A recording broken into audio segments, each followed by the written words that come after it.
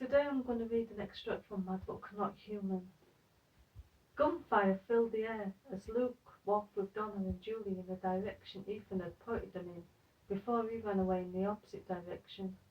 Luke paused for a moment and wondered if he had heard Grace's demise. That doesn't mean it's Grace. It could be anything. Survivors shooting at the Munchers, or soldiers shooting at someone else, Julie offered. It's probably Grace, though, and she's probably dead. Let's go, Donna stated callously. Luke swore, then ran off in the direction the gunfire had come from. Can you just... Never mind, Julie snapped at Donna before darting after Luke. Luke caught sight of a pile of dead bodies. He ran past them before spotting Grace sitting on the ground crying to herself. As he approached, he saw a man run towards her. The man lifted Grace to her feet. She groaned like she was in pain. Get your hands off her, you're hurting her, Luke warned, aiming the gun at him. She's in pain because she hurt herself when we jumped out of a second-story window.